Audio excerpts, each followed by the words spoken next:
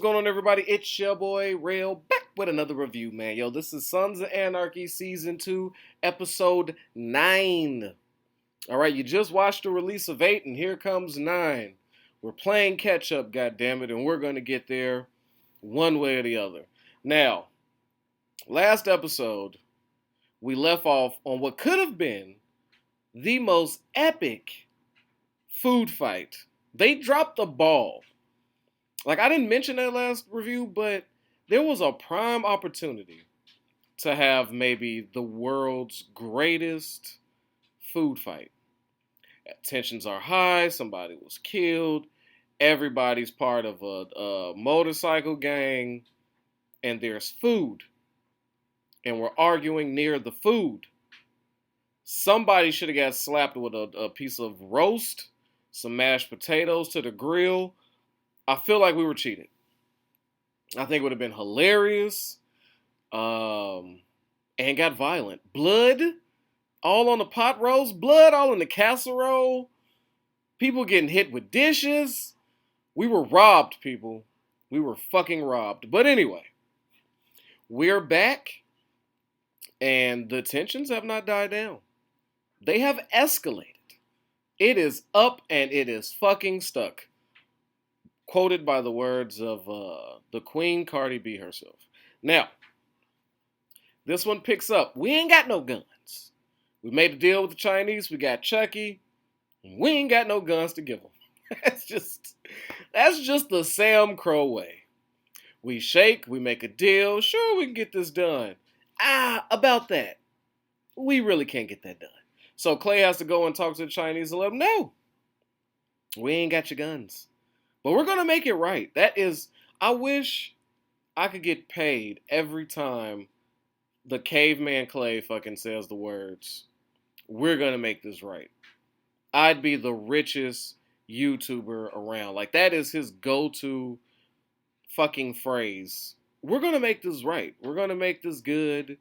We're going to make you whole. But nobody, like, come on. So the Chinese are frustrated. He's like, this ain't the deal. Like, so what the fuck? What? And then they happen to come up and say, you know what? There is something we could use you for. We got some beef with this judge. One of our guys could go down. We need him. But we can't really press him like we want to because we're kind of Chinese. So then it'd be too easy to link. Like, they'd be able to link that together. I don't know how well that'll play. So you happen to be white, and that could really work for our benefit. I mean, y'all all look alike, right? We all laugh because Sons of Anarchy think all Chinese look alike. Way to spin it. Little racial humor. I just stood there like, yeah, no, that was a car crash. That wasn't a good joke. I got it. Thank you. You don't have to explain it. I got it. But okay, so now we have another mission. You gotta love Sons of Anarchy the way it's written. It's just missions. It's mission after mission. The only time you're surprised is when one of their episodes, one of their missions are successful. That's the only time I'm like, holy shit, didn't see that coming. They actually did what they were set out to do. They're like ratio of missions to fails is like astronomical. Like, they fail often. And the only person that scrounges up things and gets it done is fucking Gemma. Like, she's always somehow saving their ass. But okay, they got their new mission. Now we got to press the judge, and we still got to figure out this gun thing. What the fuck are we going to do? And the Chinese all of a sudden now have a connect to guns. This is... I'm just bewildered. Last episode, they couldn't get their guns from their usual supplier. They were going through their bullshit. We desperately need the Sons of Anarchy to save our ass when it comes to guns. The Mayans are beating the shit out of us. Sons, please give us AKs. Sons, can't get them AKs. Okay? But hey, guess what? Fake Tremaine We don't really need your guns. We have a supplier. Oh, and if you pull off this very much necessary mission for us, since you're having problems with your gun connect, I'll link you with mines. He's back. We got good guns. Now we'll sell to you. We're good on the gun side. Now we'll give to you. Does this not just spew of like poor writing? Like, this is like they're playing us like we're dumb. These writers were just who pitched this in the meeting? Like, I can see where they go wrong. Like, oh god, okay. So how do we do this? The Irish have to get into it with the Suns. We're trying to make that beef. This whole Jimmy O thing, Chibs. We're trying to run something back, but we have to have a reason for the Suns to get into it with the Irish. What's their connect? Guns. Okay, let's take that away from them. Good job, guys. Let's do that. Who can we have them sell to? They're super ops. Zobel and them. Cool, got it. But now where they're going to get guns from? They done burnt their connections with the Niners. They done burnt them with the Mayans. The Mayans are getting guns from Zobel. How about the Chinese? And I'm sure somebody raised their hand like, didn't we just last episode say the Chinese didn't have their gun supplier? Then somebody in the back said, oh, fuck it, nobody gives a shit. Let's just say that their supplier, who we haven't met, we haven't put him on screen, got out the jam. How about that? And now the Chinese can supply the guns. And then now we have a beef with the Irish now. Does that work for everybody? Everybody's like, fuck it. Sure. Who pays attention? We do. We're paying attention. This is lazy shit. I can't stand lazy writing. You ain't even give it episodes in between. You didn't even let the... How you go from God, oh, we need you, sons, we need guns, to, no, we're good. And not only are we good, but we can be your gun supplier. And only Clay's dumbass would take up an offer to buy guns from somebody who literally have gun supplier issues and who you've never vetted, who you've never bought guns from before. Only Clay. All to spite Jax, right? Here we go. Now Jax's issue. The girls are been offered hella money to go take care of some gentlemen after work, right? You know, they've done a long day of shooting. They've been fucking and sucking all on camera. And, you know, while that pays the bills, who could say no to an extra 10 grand? I mean, it's overtime, right?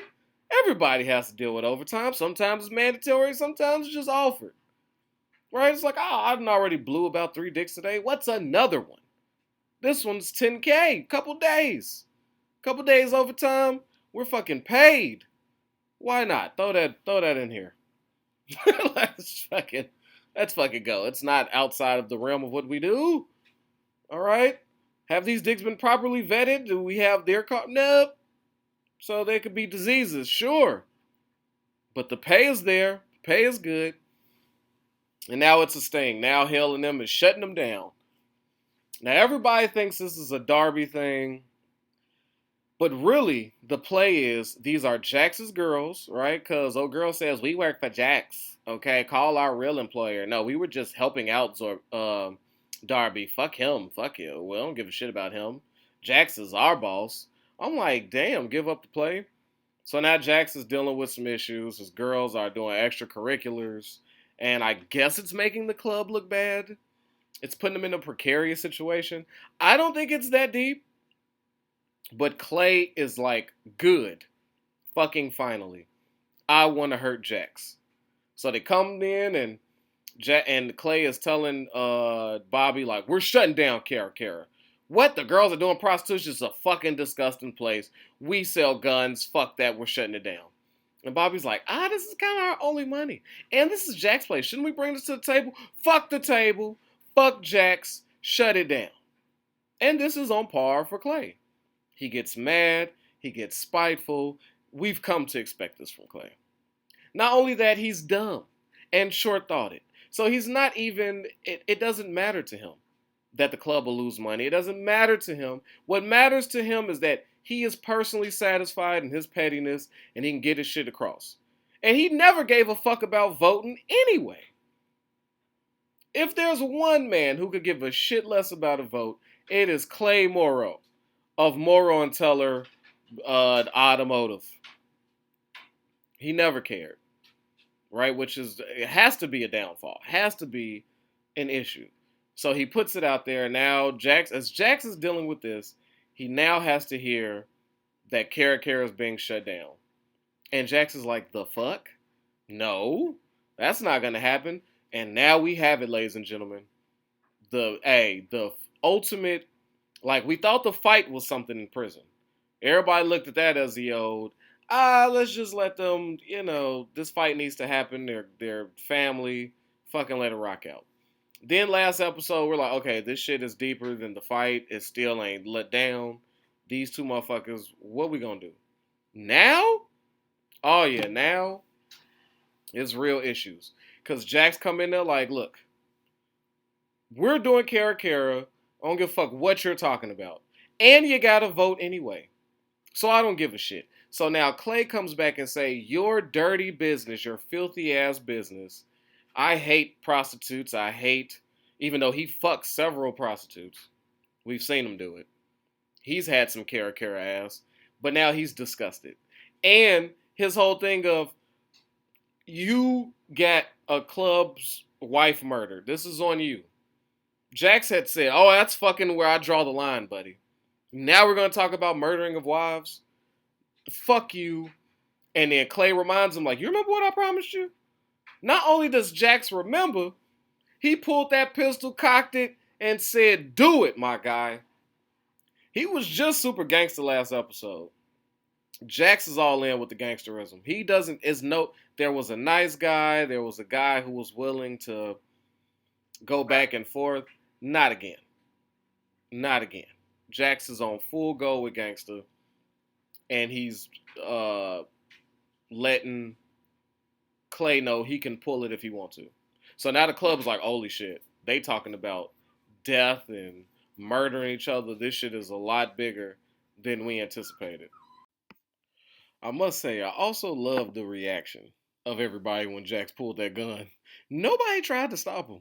They were just like, oh.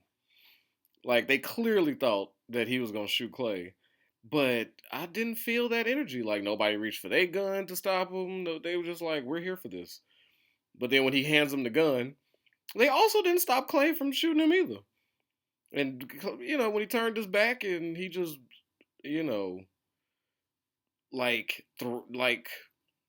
invited him to do it. Like, I'm tired of your threats. I was like, this is the end of them two. Like, this right here, like, fuck it, kill me. Like, I'm sick of this shit. And then when he didn't, he's like, we're having a vote. So then he goes outside, and Bobby's right there. Bobby has turned into, like, Jax's right hand. And he's letting him know, like, man, Kara ain't going nowhere. Nobody's voting against that. We all know what it is. Clay is just, he's out. He's just on your ass. So, another one of y'all things. But what the real story is Tig. Now, Tig is part of the first plan, right? He's got the mission. Opie is set to go pressure the judge and threaten the son so that things will go that way. And that would normally be a Tig job as Clay's right-hand man. But Tig is off on checking out gun duties. Now he's in charge of vetting these mysterious Chinese guns from a mysterious supplier that just came out of nowhere. Just right in the nick of time. Right in the nick of time. And Tig doesn't like that. He understands what Clay is telling him. Clay is letting him know, just like a girlfriend, like, that's dating another chick. Like, it's like they're in a real relationship. He's like, no, baby, you're the one for me, but we got to make sure she's happy. Like, she's got to be taken care of. And now she is being Opie. We need to bring him closer because Jax is more on bullshit. So we need to get him closer to us. So, yes. But you my one. Come on now. You my one. And Tig is listening to him, but he's not really trusting him. So now that seems like it's so funny. Tig is going out his way by going outside to talk to Jax to get closer to Clay, to get his throne back from Clay, but he doesn't trust Clay. Like, that is, like, odd, right? Tig does not trust Clay, so he's going behind his back to Jax to try to cement his right-hand status. Like, he doesn't trust him.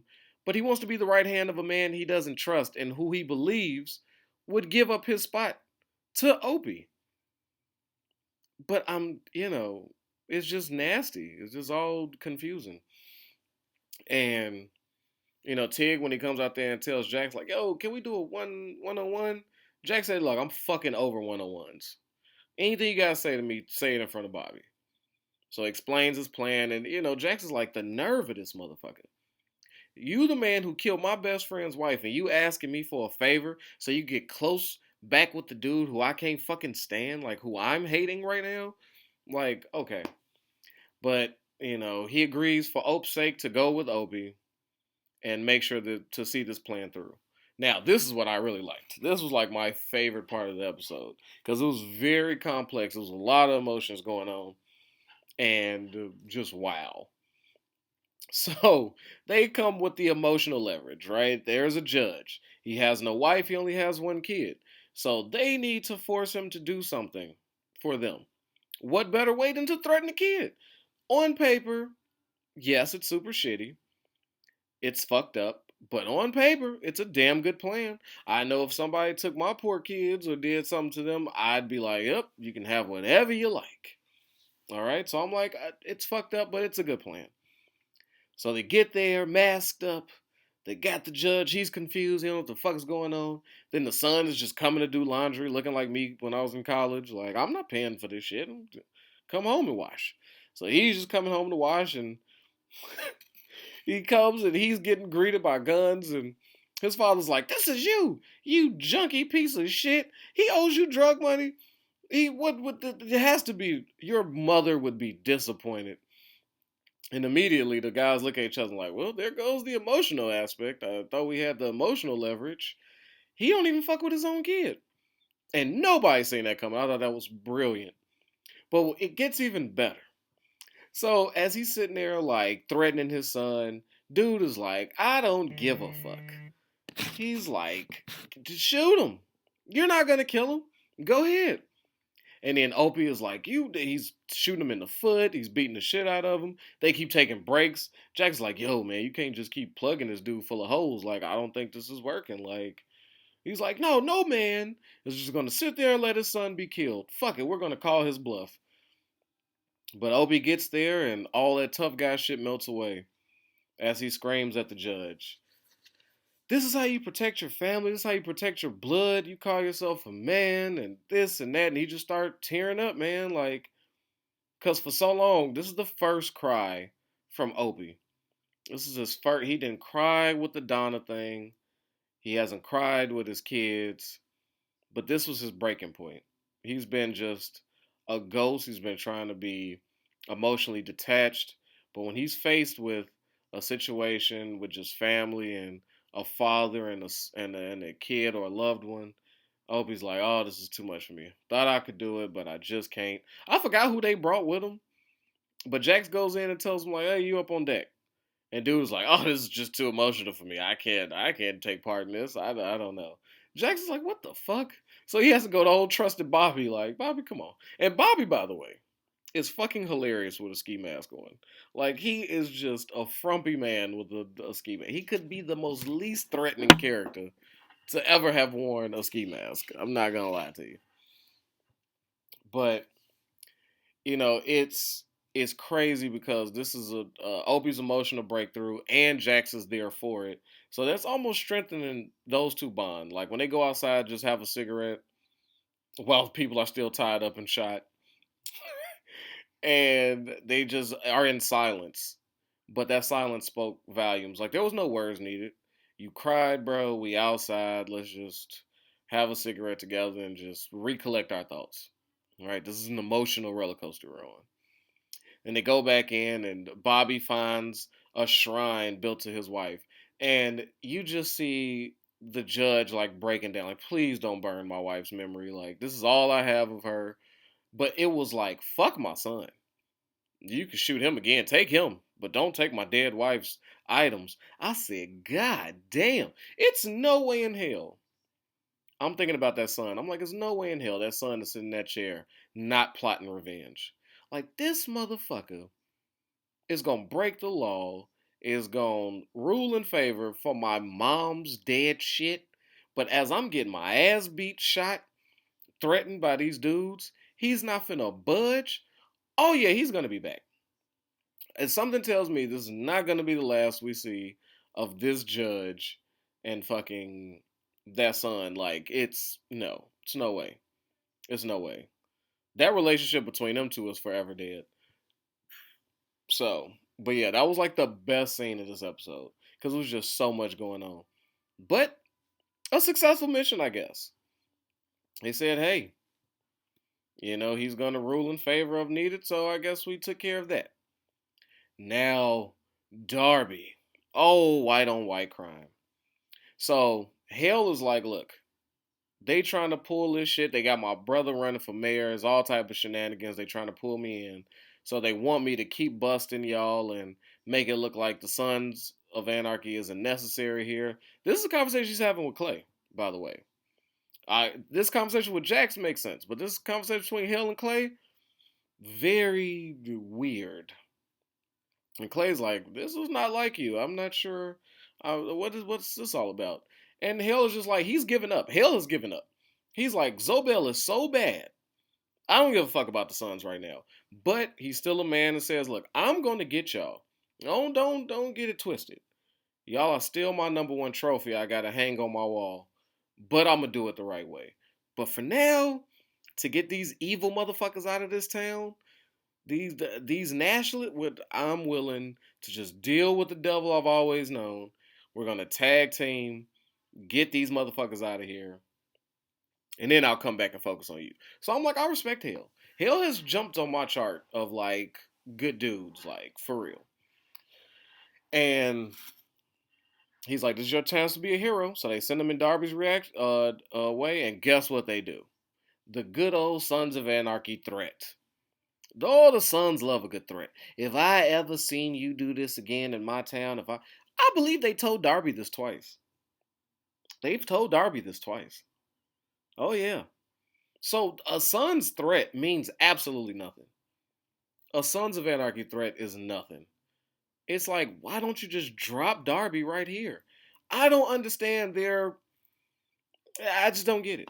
I just don't get it. They rather deal with the bullshit happening over and over again instead of just killing the problem. Like, what the fuck is wrong with it? It's the most. I don't know. I don't know. But they blow up the meth house. Darby's now mad. He runs to Zobel. And he's not peeping the energy in his room. He's like, do you just want to get payback with Clay? Like, he doesn't even care that Zobel's the one that set him up. Clay told him, like, oh, your boy left you out. He wants you to go back to prison. He set this all up. How the fuck else you think we know about this? And Darby is just dumb. He deserved everything that came to him. But they took him, they beat his ass, they took him to Caracara, and they burned down Caracara. I believe Darby was in that fire. It hasn't been revealed. We know Chucky was up in there. We don't know if he survived, but yes. So that's that situation. And before we end all this, there's two things of note that I'd like to really harp on. We've got Chibs, right? Let this be a lesson to all you gangsters out there, man. All your motorcycle gangsters, all your real gangsters. You look what crime gets you. Make sure if you're gonna do it, make sure you got you an HMO plan or something. Okay, make sure you got some good health insurance. Look at what happened to Chibs. Chibs didn't got blew up over the club. Sure, Jax come in to let him know all things, and they checking in on him. They're by his bedside. But did any of them at the table, while they're arguing about pussy money or gun money, did anybody say, yo, who's going to take care of Chib's medical plan? Any of us? They're not even discussing how to pay to make sure Chibs is comfortable and taken care of. Oh, but they took care of Bobby, though, didn't they? By giving him that job when he just couldn't pay his kids shit, right? His kids had some expenses. Clay doled out that, no problem. Chibs got blew up behind the club. Nobody's showing him no love financially. And I'm just like, what? Chibs is in fear of his life. He don't want to go to Stockton. He don't know if that was a hit on him. He knows he's seen his wife, so he knows Jimmy O is in town, which means Jimmy O is piping his wife. That's the only thing I've come to the conclusion of. And he's scared of Jimmy, and he's vulnerable. And Tara can't help. This is just one of them things where it's out of her hands. This is some medical. This is her job. It's above her. It's above her pay grade, and she got no favors. The only person she could ask for help has been threatened by Gemma. So there's that. So I'm just like, they doing Chibs pretty fucking dirty. And also, Gemma comes to apologize to Tara, and she is just the most manipulative motherfucker. Like, she's just looking at Tara's like, when does this all end? She's like, I don't know, baby. And she's just like this mother figure for Tara after she was just her rival, like her enemy, and threatening her job and livelihood. And I'm just like, what? Gemma is she just finds a way to snake into your soul. Nobody sees it, but she's just right there. And what I found interesting, when they saw Gemma praying, they was like, "Oh, what the fuck is going on here?" Like Jax is like, "Hey, mom, you good? Like, this ain't like you." And that leaves up the conversation between her and Unser. And then she finds out that Unser's been dealing with this cancer shit all by his own. Like his wife left him, gone for 3 months, and he's just dealing with his own shit himself. I'm like, that's a cold woman. Like, I don't care how much of an asshole Unser is. The motherfucker's dying from cancer. Like, what kind of wife just ups and dips on some shit like that? He'd have to be a supreme asshole. Like, he can't be cheating on her. Who the fuck wants Unser? Like, how can he even have the energy to go get some ass? So I don't know what he's doing to his wife, but she wants no parts of it and is gone. It's like, nigga died of cancer. I don't care. Hurry up so I can come back home. So I'm like, that's a cold woman there. Like, I could just imagine. I don't know what Unser could have done, like, to be that piece of shit to where his wife leaves him while he dies of cancer. But, like, Jim was like, holy shit. Like, well, look, you've been looking out for me, so if there's anything I can do for you, you don't hesitate to ask. Now, what I love any more than hearing that statement is a request that follows right behind it. Because how many times have y'all said it, and you may have meant it, but it's almost just like a saying, like, man, thanks so much, man. If you ever need something from me, feel free to reach out. Like, that's just something you say. Very few of us actually mean that shit. Like, that's just a nicety. Like, we don't really mean that. So I love when somebody is like, oh, good, I'm glad you said that. Because I actually have something. And I love that reaction where it goes, fuck, I didn't. Okay, whatever. Now you're going to hold me to it. Let's do it. He's like, yeah, there's a revival out there. I need a ride. You down? And she's like, fuck it. Then she goes out there and she runs into Junkie Jesus. I mean, that's the best I could come up with. She drops Unser off at the church, and out pops the lady that was talking to her, giving her like mysterious when she was in town. Like, she mysteriously said some shit about Jax or John something. Like something prophetic, and that's what Jim remembers her from. And here she is again when Jim was about to come face to face with God in the black church. And she's like, who are you? I know you. And she's like, everyone knows me. So I think that is Junkie Jesus. I think that's, Sutter's like way of saying, if Jesus was here, he'd be this, the most relatable, overlooked, stepped on person, but he's there for you when you need him, when you're looking out for him. So this is like, this is like a supernatural figure at this point. That's what I've come up with. Because she follows this junkie into church. And there she is greeted by a black choir. Now, all my good old white folks out there that watch this and enjoy this. In your town, wherever you are, any town USA, there's a black church. And I highly suggest y'all go in there and take a look. Just take a peek. Trust me, you're welcome. Yeah, they want you in there. They want you. Okay? Nothing worse. Let me tell you something about black churches. They hate to be bungled down as just a black church. They want to be considered just a church for all of God's children to come. They want y'all.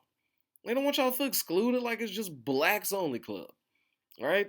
Church people hate that. They want all God's form. So please go in there. right? I just love to see Gemma. Now, I'm not going to go in there because I don't go to church. But if you're a believer and, you love that, go in there. Not to say that real is not. Church, I just was forced to go to church. And the second I said, I ain't got to go, God damn it, I stopped going. All right? No.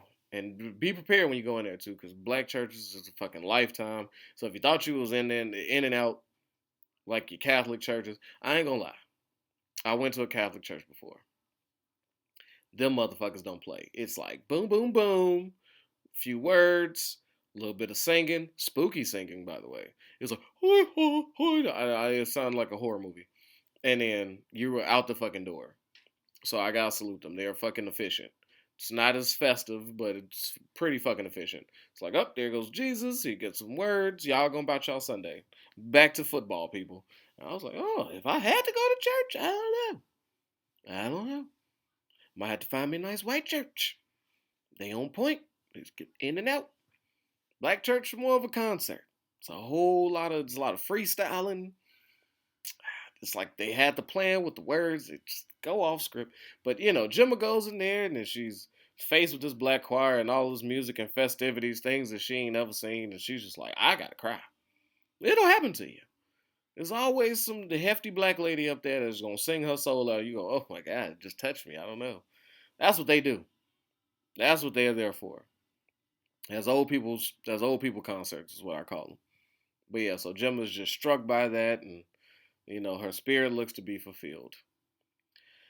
However, on the total opposite end, Cara's burned down, and Jax is just knowing it has to be Clay. So what was a rift, what was something torn, Jax is like, I'm fucking going nomad. Fuck this shit. Fuck y'all. This the club y'all want to run? Cool. I want no parts of it. Call up somebody. Jax is going nomad. I said, damn.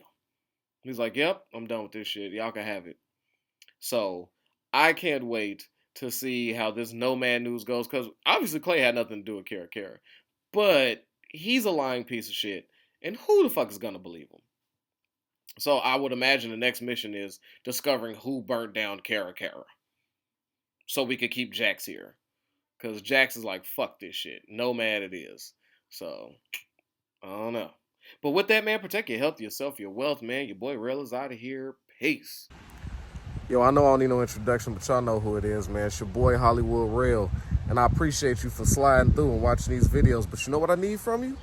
Alright, if you ain't already, I need you to like this and subscribe this, man. We at 1,000 trying to get to 2, alright? Push it for your boy. Get them algorithms up. So when it come to that subscribe button,